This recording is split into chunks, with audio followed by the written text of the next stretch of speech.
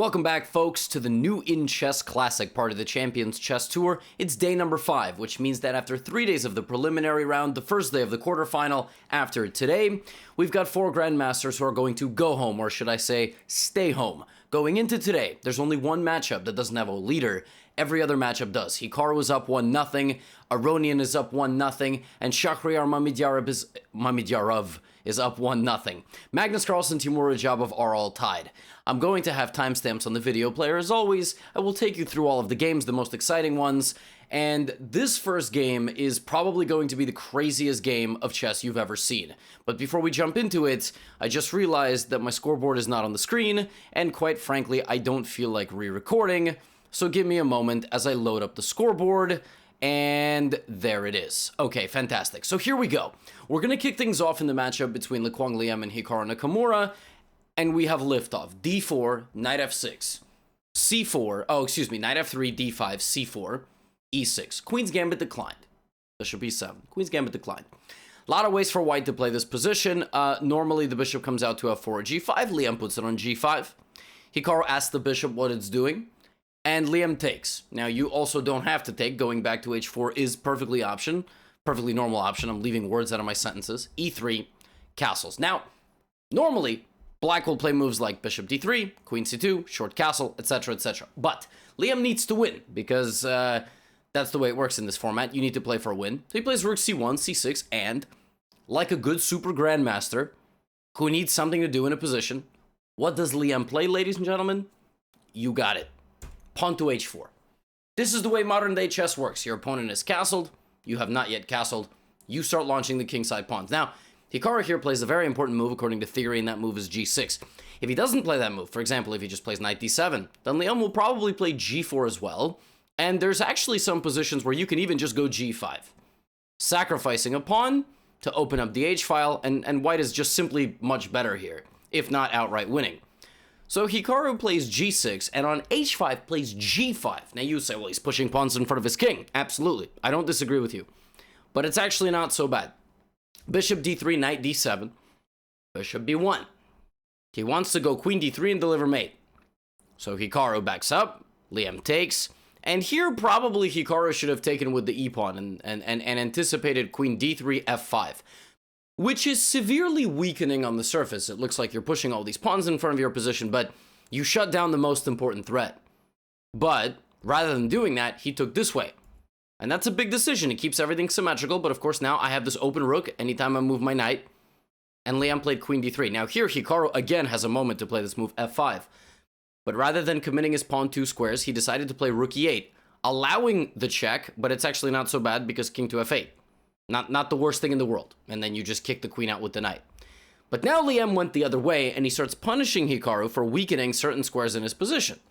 So now Hikaru has rook e7. Now what does rook e7 do? It stops the fork, but it blocks the queen's vision of a certain thing. And Liem thought for 4 of his remaining 12 minutes here, and played the move, knight takes g5. Ladies and gentlemen, buckle up. We get pawn takes g5, h6, attacking the bishop. You obviously cannot let the bishop get taken, so bishop goes to f6. Queen comes in, king f8, only move. Bishop is the only thing protecting these 2 squares. Now Liem plays an absolutely gangster move. Liem plays the move rook to h5. That's a boss move. Now, maybe Liem could have played knight c7, attacking the rook, and then on rook b8 played the same idea, and disallowed queen a5 entirely, and this position is actually really, really good. And maybe on knight c7, Hikaru would have had to do something else, like sacrifice his rook in the corner for the knight, because he just doesn't have enough time. But Liem decided to go rook h5 right away with the threat of taking, threatening mate, and you can't take back because queen h8. Hikaru plays queen a5 check, hitting the knight and the king, and now rather than coming back, Liem just chucks the knight. And he does this. Uh-oh, now there's mate threatened. Black can stop this mate 2 ways, moving the king over, or moving the rook back and making a luff for the king. If you try to run with the king, there is an absolutely gangster move here. Rook g8 check, knight to f8, queen g7. Sacrificing the queen And you cannot prevent pawn takes knight, making a new queen, destroying everything you've ever worked for and all of your hopes and dreams. Ouch. So, Hikaru plays rook e8. We have bishop g6, threatening checkmate. You cannot take it, because pawn takes, rook takes, you can't stop mate on g8, or sacrifice and mate on g7. So Hikaru runs. Queen takes f7. The king runs again to d6. And now here, Liem played a really cool move. He played the move e4 with the intention to go e5, and you cannot take me because of this. But Liem also could have played queen takes rook, after which we would have gotten bishop takes rook. Pawn to h7, queen takes b2, pawn to h8, queen takes c3, king to e2. This is what we could have gotten. 2 queens and a bishop. And black's only move not to lose here would have been pawn to b6, threatening a check. And not just a check, but also an x-ray of 2 queens. Have you ever seen something so ludicrous? 'Cause I haven't. Let's back up. Rather than that, Liem played e4. Hikaru plays bishop takes, e5 check. Now we have bishop takes only move, because if you take with the knight, queen c7 is mate in 1. Uh-oh. So bishop e5, and now rook takes e5, because you can't take with the king or the rook. You can't take with either. You take with the king, you're gonna get mated. I mean, I might take this and then just promote a queen. So Hikaru plays queen b2, attacking the rook. Now rook back to e3. Hikaru plays rook e7. He also could have forked the rooks, but that doesn't guarantee him anything, because I just pin you. So rook e7. h7. I'm now threatening to queen. Hikaru could take here, but I'm just going to queen no matter what. And for example, if you check me, king e2 and takes, I mate you. So, Hikaru goes queen a1 check. I told you this game was absolutely insane. King e2, queen b2, king f1, they repeat. And Liem plays rook e1, which is losing. But let me show you why. Queen takes rook, check, e5, queen h6. And Liem is about to make a second queen and make a discover check. And here Hikaru had to play rook e6, allowing a promotion and b6. Very calm move, same idea, bishop a6 check. And for example, king to g1, queen takes rook. And here black is winning, even though white has 2 queens, because black has an overwhelming amount of material.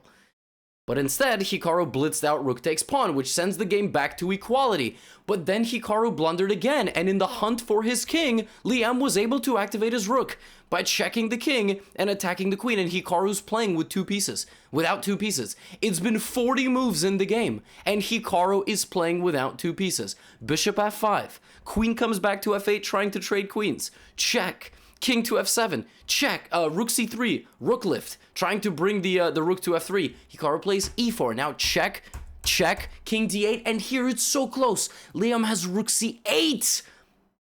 And if rook c8, queen d7, mate in 1. But king c8, and the king is safe. Have you ever seen something like this? Completely insane.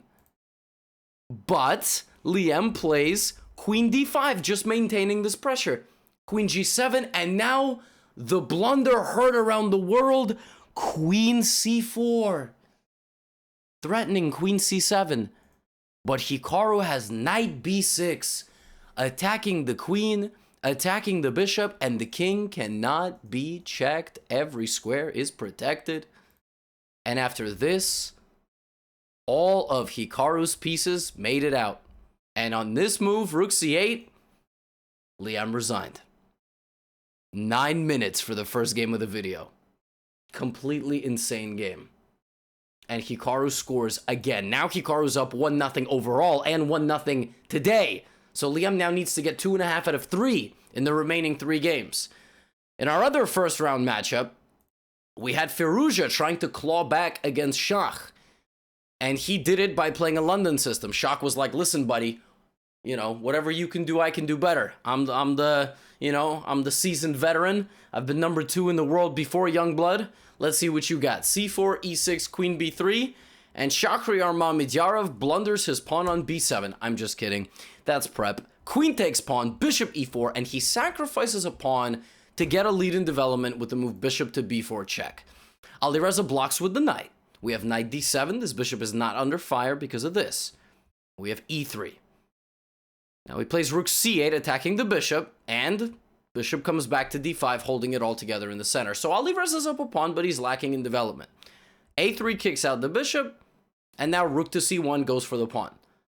But here, Mamedyarov plays a modified bomb cloud, king to e7, and he's ready to start bringing in the rooks down this side of the board.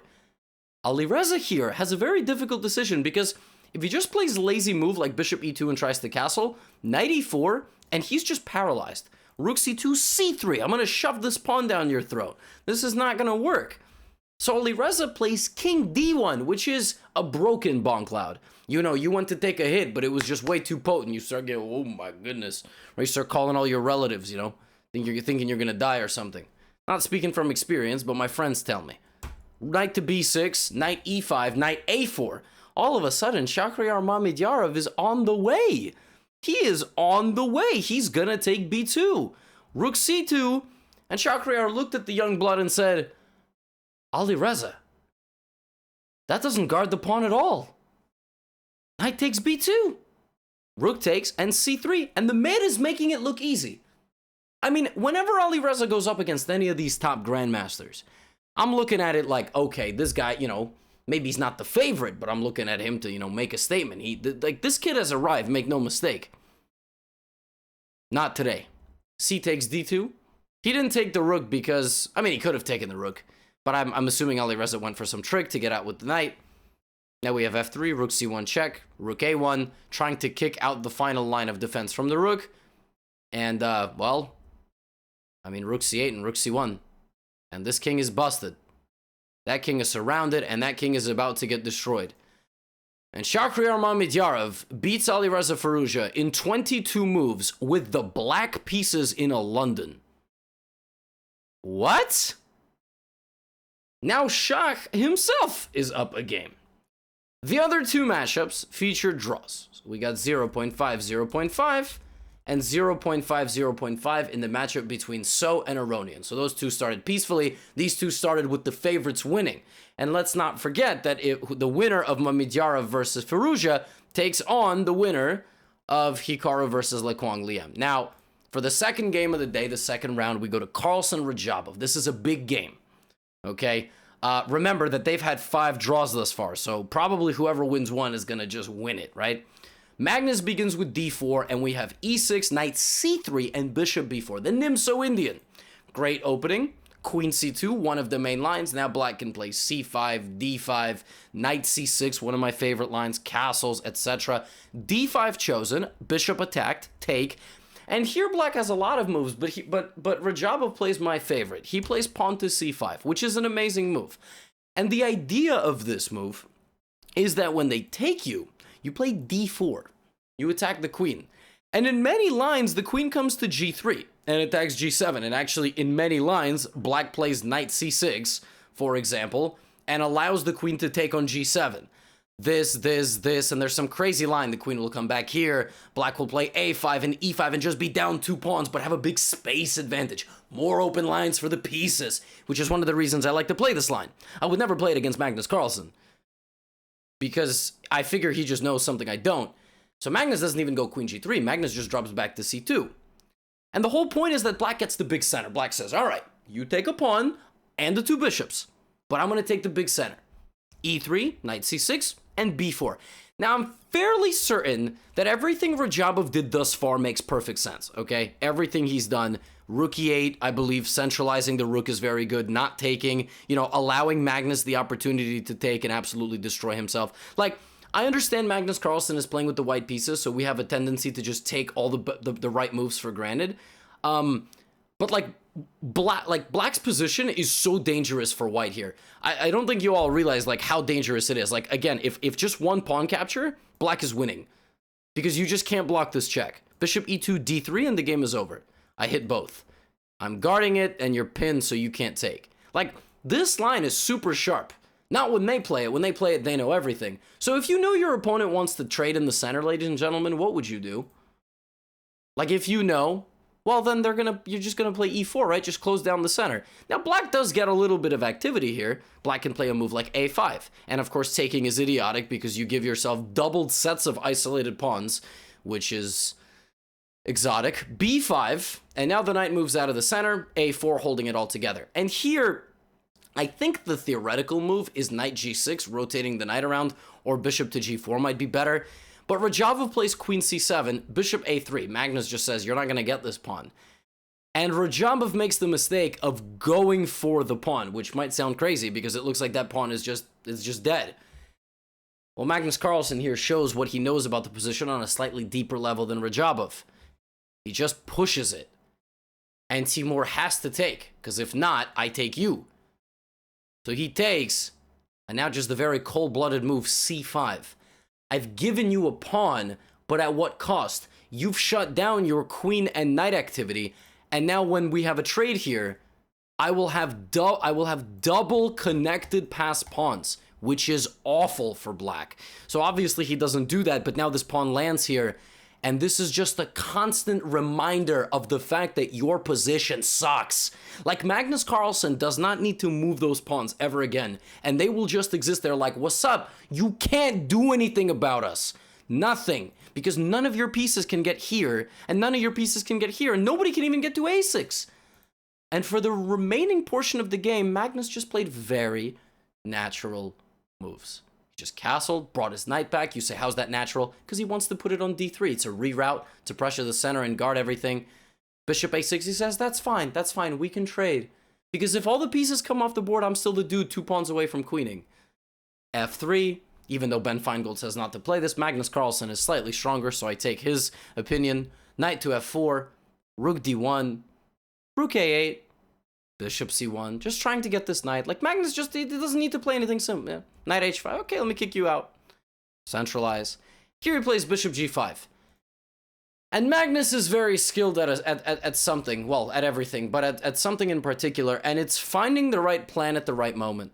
He brought back his bishop, which served its duty in guarding this pawn, rotated it around, and traded it for the knight. And now, since he's got this side locked down, the center is locked down, where has he not accomplished something in the position yet? On the king side. How will he do that? f4. He's got superiority on this side of the board, and so he trades, opening up the lines. He takes the free pawn that Radjabov had to chuck, h4. Radjabov tries to make a little bit of counterplay. Queen d1. Trade your opponent's most powerful attacking piece. Trade your opponent's most powerful attacking piece. He's trying to trade the queen, but don't just belligerently go for it, because oopsie daisies. You know, that's what we would all do. We would go, Gotham says to trade queens when you're winning. Gotham, I hung a fork because of you. No, don't blame me for your blunders. Rook d7 gets out of the way first. And now Radjabov does get a pawn for his troubles, but knight takes g6 and it's over. If queen takes, we have a trade, and I will Pac-Man all of your pawns. One will survive, but not to tell the tale. And we have a queen trade. And it was in this position that Teimour Radjabov resigned. And it's crazy because Magnus Carlsen sometimes makes it look so simple. Like so simple. It looks like he didn't even try that game. I mean, he just played a Nimso. He developed some pieces. He had to make one important move, which was e4, closing the center. But the second Radjabov played the wrong plan on the queen side, Magnus was like, I got you. c6, takes, and c5. And that's all it takes against Magnus. That's all it takes. Takes one small error. And all of a sudden, you're staring up at the lights. And Magnus Carlsen wins. And he strikes first in their mini-match and has a 1.5 to half advantage. In the rest of the matchups, we had draws. So we had 1.5 to half, Mamedyarov 1.5 to half, and So and Aronian all moved up to 1-1. Now we're in the final 2 rounds of the day. The people who are down need to win. So Firouzja, it's about damn time. All right, let me see this. He's had 6 games. Actually, he's had... Was it 6? 6 games against Shakh so far. And he has 3 losses. So let's break that streak. We have c4 now. And Alireza plays just a very comfy and keto system. c5, g3, takes. Shakh makes the first trade of the game, imbalancing the structure. D and B pawns are gone. Bishop g2, bishop b7. Alireza has double fianchetto. Shakh only has one fianchetto. a3, knight c3, knight c6, knight b5 attacks the queen. Shakh doesn't blunder his queen in astounding fashion and castles. And really now the big question here for Alireza is what is he gonna do? So he plays d3. Rook d8 attacks that pawn immediately, rook d1, and probably he wants to castle and find a way to expand on this side of the board. But since Shakh has the development lead, because all his pieces are out, he's castled, his rook has already come to the party, Alireza needs a move to castle, he immediately attacks Alireza. And when the knight comes back, he does not wait. Shakh doesn't just play a move like rook c8 lazily developing, or h6 make. No, dude, he finds a move that doesn't look possible, b5. And this is a serious problem. And on the surface, it's just like bang, bang, bang, I don't understand. Yeah. Bishop a6. Oops. And that pawn that you landed on d3 is just a target, homie. a4 guards the knight, but weakens this square. I'm coming in. This is bad. This is not good. This is the opposite of good. So b5 is a problem, and Alireza chooses not to engage and just castles. But b5 is a problem because very quickly it's going to become a b4 pawn. And if you take, I'm going to get past pawns on the queen side. If you don't take, which is what Alireza chooses to do, just rook b8. Knight p6 is possible, but it's no longer a fork. And Alireza plays h3, which is a waiting move, trying to see what, Shakhriyar's got on his mind. And Shakhriyar's got murder on his mind. Bishop a8, activating the rook down the b file. Maybe b3 is coming, and then the queen is just going to hit this knight. Rook d2, or this with knight b4. Takes. 2 pawns passing on the queen side. This is not good for white. Black's got 2 bishops. Black is quickly opening up the lines for the bishops. Queen b3, queen c7 slides over, covers everything. Rook is active. Queen laser beams the diagonal, doesn't let the knight get active. We have pawn to d4, but that weakens this square. Knight e4, Shakh is in there. Like swimwear, rook a2. Activate this bishop, put some pressure. a5, a4 on the way. Rook a1, Shakh says, you know which one of my pieces is the least active? My bishop.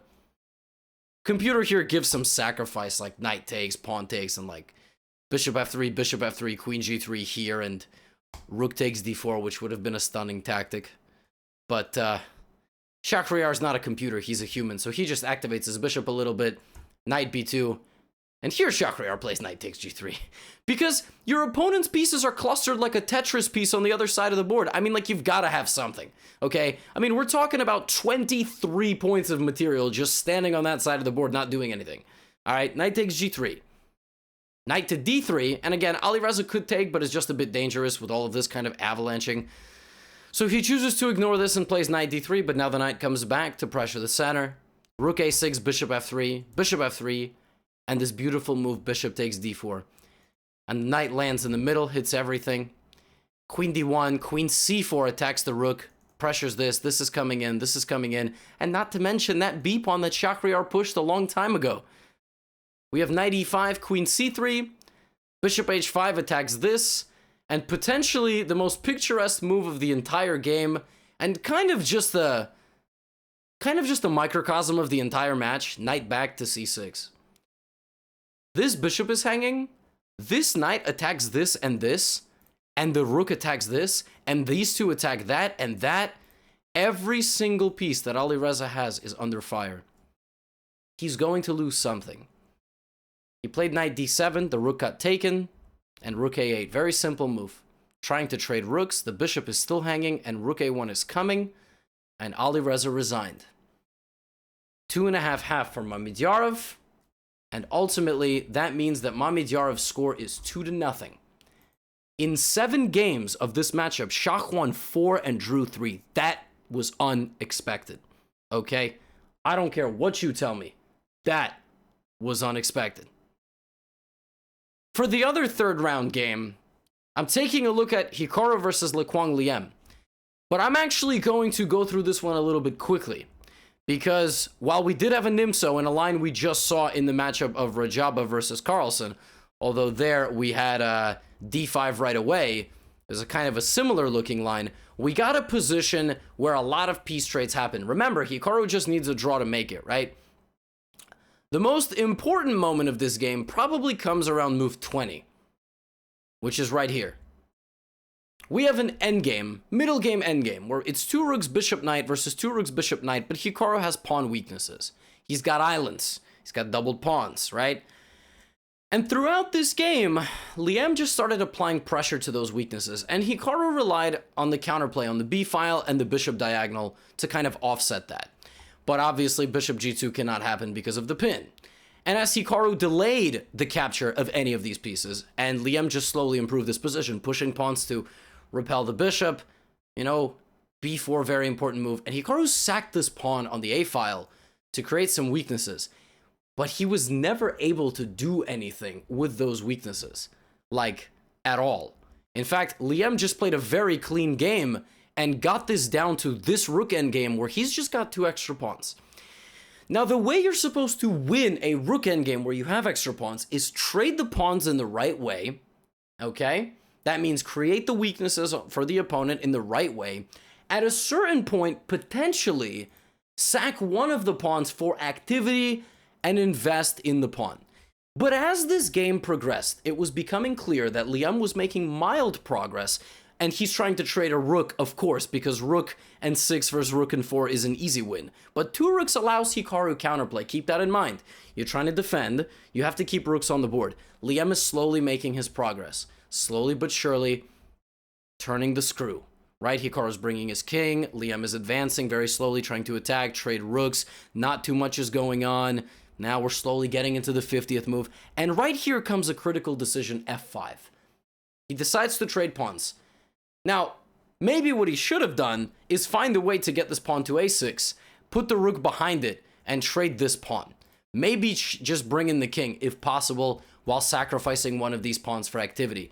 But he goes for f5, and what ends up happening is due to this trade, Liem has created weaknesses for himself, while not creating any weaknesses for his opponent.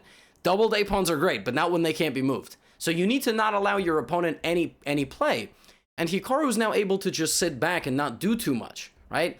Rook b6, still a little bit of progress getting made, but not the cleanest way to get a win in this position. And Hikaru just sits back doing nothing. He's just like, all right, Liem can't really find the way forward. He's trying to push, king e5. But now, what is this king doing in the crossfire? Rook c8, and the rooks have linked up. Rook c5 is mate in 1, okay? Rook c5 is mate in 1, so we get this move. But now there's check here, and check here, and takes. And you've lost a pawn. And if you go a7, I just go rook a5, and I'm guarding, and there's just nothing you can move. So Liem goes for rook d5, but look at this beautiful, have you ever seen something like this? Rook e4 check. Hikaru finds the moment to trade rooks because this rook cannot get behind the a-pawn.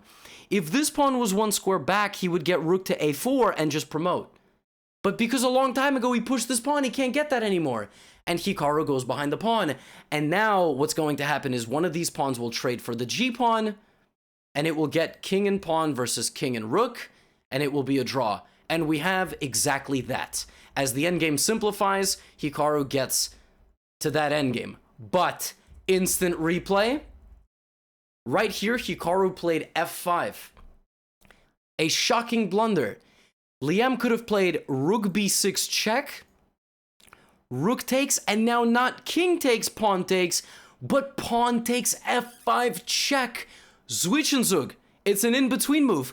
King takes, h5, a5, h4, a6, and white promotes first. And in shocking fashion, Liem could have won the game, but he failed to see that.